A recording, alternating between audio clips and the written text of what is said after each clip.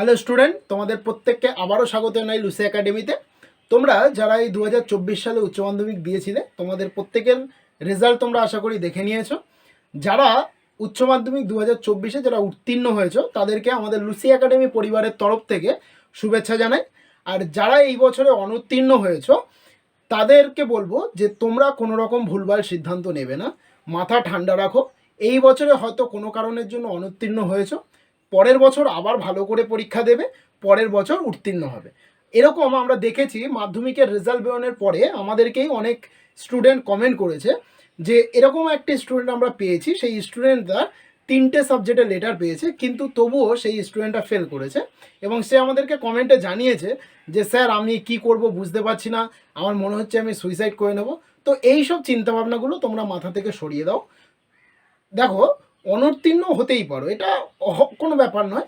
তা বলে এইসব ভুলভাল সিদ্ধান্ত নিয়ে নিজের জীবনটাকে শেষ করে দেওয়া কিন্তু একদমই উচিত নয়। তাই পরের বছরের জন্য আবার প্রস্তুতি নাও, পরের বছর খুব ভালো করে উচ্চ মাধ্যমিক দাও, দিয়ে তুমি দেখবে সেই বছরে আরও ভালো রেজাল্ট করে তুমি কিন্তু উত্তীর্ণ হবে। তাই ভুলভাল চিন্তাভাবনাগুলোকে সরিয়ে রাখো। আর যারা এই বছর উত্তীর্ণ হয়েছো, তাদেরকে তো অবশ্যই আমাদের তরফ থেকে শুভেচ্ছা। আর তোমরা অবশ্যই আমাদের কমেন্ট সেকশানে তোমাদের রেজাল্ট কেমন হলো সেটা জানিও। এবং পরবর্তীতে মানে তোমরা কলেজে উঠবে, তো তোমরা কলেজে উঠে অনার্স নিতে চাও না পাস নিতে চাও, সেই ব্যাপারগুলো নিয়ে আমাদের সঙ্গে আলোচনা করতে পারো। আমাদের টেলিগ্রাম গ্রুপের লিঙ্ক আমাদের এই ভিডিও ডেসক্রিপশানে দেওয়া থাকবে, সেখান থেকে জয়েন হয়ে আমাদের সঙ্গে যোগাযোগ করতে পারো। আর অলরেডি আমাদের এই চ্যানেলে তোমরা যদি ভিডিওতে যাও, দেখবে অলরেডি ওই কলেজ সংক্রান্ত কিছু ভিডিও আমাদের দেওয়া রয়েছে, মানে পাস বা অনার্স কোনটা নেবে, যে আন্ডারে তোমাদের পড়াশোনাটা চলছে সিসিএফ এর আন্ডারে, প্রত্যেকটা ভিডিও কিন্তু আমাদের আগে থাকতে করে দেওয়া রয়েছে। তোমরা সেগুলো দেখতে পারো, দেখলে আমি মনে করি যে তোমাদের অনেকটা কিন্তু উপকার হবে। তো আজকে মেনলি যে জিনিসটা নিয়ে আমি আলোচনা করব সেটা হচ্ছে, আজকের 3টের পর থেকে তোমরা তোমাদের রেজাল্ট অনলাইনে চেক করতে পেরেছো। তোমরা প্রত্যেকেই আশা করি রেজাল্ট দেখে নিয়েছো। এবার তোমরা জানো যে উচ্চ মাধ্যমিকে 300-তে হচ্ছে ফার্স্ট ডিভিশন, আর 375-এ হচ্ছে স্টার মার্ক পাওয়া যায়। অনেকে দেখা গেছে যে 375-এর জায়গায় হয়তো 370 পেয়েছে, মানে 5টা নাম্বারের জন্য সে স্টার মার্ক পায়নি। বা এরকম দেখা গেছে যে 2 থেকে 3 নাম্বার বা 10 নাম্বারের জন্য সে কিন্তু ফার্স্ট ডিভিশন পায়নি। তখন তার কিন্তু মনে হচ্ছে যে আমি হয়তো আমার খাতাটা যদি রিভিউ করাতে পারতাম, বা আমার হয়তো এই সাবজেক্টে একটু নাম্বার বাড়বে।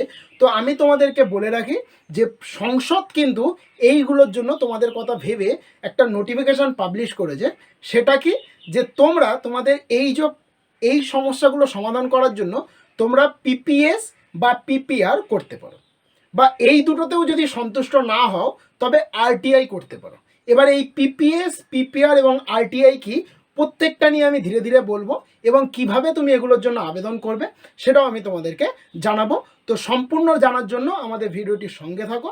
আর অবশ্যই চ্যানেলে যদি নতুন হয়ে থাকো, চ্যানেলটিকে সাবস্ক্রাইব করে রেখো, আর পাশে থাকা বেল আইকনটিকে প্রেস করে রেখো আমাদের ভিডিওর নোটিফিকেশান সবার আগে পাওয়ার জন্য। দেখো, উচ্চশিক্ষা সংসদ কিন্তু এই বছর তোমাদের জন্য একটা নতুন সিস্টেম এনেছে, সেটা হচ্ছে তৎকাল পিপিএস বা পিপিআর সিস্টেম। এই তৎকাল সিস্টেমটা আনার কারণ কি? কারণ হচ্ছে তোমরা উচ্চ মাধ্যমিকের পরে কলেজে যাবে, তো কলেজে ভর্তি হতে গেলে একটা নির্দিষ্ট মার্ক দরকার হয়, বা একটা ভালো মার্কস থাকলে কি হয়, একটা ভালো কলেজ পাওয়া যায় বা ভালো সাবজেক্ট নিয়ে পড়া যায়, বা সেই সাবজেক্টে যা পেয়েছিলে।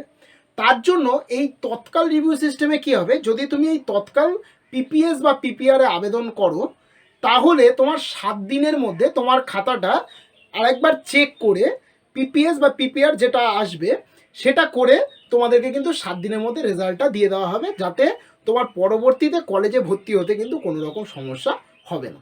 এই জিনিসটা কিন্তু এবারে উচ্চশিক্ষা সংসদ কিন্তু এনেছে। এইবার আমি তোমাদেরকে ডিটেলসে যে নোটিফিকেশনটা দিয়েছে সেটাতে কি বলা আছে সেটা আমি তোমাদেরকে বলি। সবার প্রথম, এই যে পিপিএস, পিপিএস মানে হচ্ছে পোস্ট পাবলিকেশন স্ক্রুটিনি, আর পিপিআর মানে হচ্ছে পোস্ট পাবলিকেশন রিভিউ। এবার এই দুটো মানে কি? দেখো, পিপিএস মানে হচ্ছে তোমার খাতাটাকে কিন্তু দেখা হবে না। কি দেখা হবে খাতাটায়? তুমি যদি পিপিএসের জন্য আবেদন করো, তাহলে তোমার খাতায় যে দাগ নাম্বারগুলো রয়েছে, প্রত্যেকটা দাগ নাম্বারে ঠিকঠাক মতো মানে নম্বরটা দিয়েছে কিনা, বা তোমার যে নম্বরগুলো তুমি পেয়েছো সেগুলোকে ভালো মতো যোগ করেছে কিনা এগুলো কিন্তু চেক করা হবে, সেটা হচ্ছে পিপিএস। আর পিপিআরটা কি? পিপিআর মানে হচ্ছে পোস্ট পাবলিকেশন রিভিউ। তার মানে তোমার খাতাটা যে শিক্ষক দেখেছেন সেই শিক্ষক ছাড়া অন্য একজন শিক্ষককে দিয়ে তোমার সেই খাতাটাকে চেক করানো হবে। আবার তোমার খাতাটাকে একদম প্রথম থেকে একের দাগের কোশ্চেনটা ওই শিক্ষক দেখে সে আবার একটা নম্বর দেবে। এইভাবে কিন্তু তোমাকে একটা নতুন নম্বরের লিস্ট তৈরি হবে এবং দেখা যাবে যে ওই শিক্ষক আর এই শিক্ষকের মধ্যে যে নম্বরটা দিচ্ছে তার মধ্যে পার্থক্যটা কতটা হচ্ছে, সেটা হচ্ছে পিপিআর। তো এই যে পিপিএস আর পিপিআর এই দুটো তুমি করতে পারবে কবে থেকে? তোমরা, আমি আগেই তোমাদেরকে বলেছি যে তোমাদের রেজাল্ট তোমরা পাবে হচ্ছে 10 তারিখে, স্কুল থেকে পাবে। তো 10/5/2024 দুটো থেকে, মানে দুটো থেকে শুরু হবে, 25/5/2024 পর্যন্ত তোমার কিন্তু এটা চলবে, মানে পুরোপুরি প্রসেসটা চলবে। আর তোমার যে তৎকাল যে রিভিউ সিস্টেমটা এনেছে সেটা হচ্ছে 10/5/2024 দুপুর 2টো থেকে 13/5/2024 মধ্যরাত্রি পর্যন্ত কিন্তু এটা চলবে। তাহলে নর্মাল যে পিপিএস আর পিপিআর যেটা, সেটা হচ্ছে 10/5/2024 দুপুর 2টো থেকে 25/5/2024 রাত মধ্যরাত পর্যন্ত চলবে। আর যেটা তৎকাল, মানে যেটাতে তুমি এক সপ্তাহের মধ্যে তোমার রেজাল্টটা আবার পেয়ে যাবে, সেটা হচ্ছে 10/5/2024 দুপুর 2টো থেকে 13/5/2024 মধ্যরাত্রি পর্যন্ত কিন্তু চলবে। এইবারে আসি যে এই যে পিপিএস বা পিপিআর তুমি যদি করো কটা সাবজেক্টে তুমি করতে পারবে এবং কত করে তোমার লাগবে। তাহলে প্রথমেই যে নর্মাল যে পিপিএসটা যেটা আছে, সেই নর্মাল পিপিএসে তোমার পার সাবজেক্টের জন্য লাগবে 150 টাকা। আর নর্মাল পিপিআর যদি তুমি করো তাহলে প্রত্যেকটা সাবজেক্টের জন্য তোমার লাগবে 200 টাকা। আর তৎকাল পিপিএস মানে যেটাতে তুমি 7 দিনের মধ্যে রেজাল্টটা আবার পাবে, সেই তৎকাল যদি পিপিএস করো তাহলে তোমার পার সাবজেক্টের জন্য লাগবে 600 টাকা। আর যদি তৎকাল পিপিআর করো তাহলে পার সাবজেক্টের জন্য তোমার লাগবে কিন্তু 800 টাকা। ঠিক আছে, এটা হচ্ছে তৎকালের কথা আমি বললাম। এইবারে এখানে আরেকটা জিনিস তুমি মাথায় রাখবে, যেটা বলা হচ্ছে, বলছে তুমি চাইলে পিপিএস অল সাবজেক্টে করতে পারো। তোমাদের 5টা সাবজেক্ট থাকে, 5টা সাবজেক্টে তুমি চাইলে 5টা সাবজেক্টেই পিপিএস করতে পারো। তার মানে কি, আবার তোমার ওই নাম্বারগুলোকে যোগ করে দেখা হবে যে কোনো নাম্বার মিসিং হয়েছে কিনা, যোগে ভুল হয়েছে কিনা, এগুলো দেখা হবে। কিন্তু তুমি চাইলেও কিন্তু পিপিআর কিন্তু সব সাবজেক্টে করতে পারবে না। এখানে কিন্তু বলেই দেওয়া হয়েছে যে পিপিআর ইন ম্যাক্সিমাম 2 সাবজেক্ট, মানে যে কোনো 2টো সাবজেক্টেই কিন্তু তুমি পিপিআর করতে পারবে। তো এইগুলো কিন্তু মাথায় রাখতে হবে। এইবারে আসি তুমি আবেদনটা কিভাবে করবে। দেখো, পিপিএস এবং পিপিআর আশা করি আমি তোমাদেরকে বোঝাতে পেরেছি। এইবার তোমাদের একটা কোশ্চেন মনে হচ্ছে, সেটা হচ্ছে যে স্যার আপনি তো বললেন পিপিএস এবং পিপিআর সম্পর্কে, কিন্তু আমরা এটার জন্য আবেদন কিভাবে করব। তো আবেদন কিভাবে করবে, দেখো, সবার প্রথম তুমি হচ্ছে 10 তারিখে স্কুল থেকে তুমি রেজাল্টটা পাবে, রেজাল্ট এবং সার্টিফিকেটটা তোমার হাতে পেলে। তারপর তুমি রেজাল্টটা দেখলে, দেখে তোমার মনে হলো যে তুমি এই সাবজেক্টে তোমার নাম্বার বাড়তে পারে। সাথে সাথে তুমি যেহেতু আজকের এই রেজাল্ট চেক করে নিয়েছো, তাই তোমার আশা করি যারা মানে কনফিডেন্স রয়েছে যাদের মধ্যে যে আমার এই সাবজেক্টে বাড়বে, তারা অবশ্যই তো এগুলো করবে।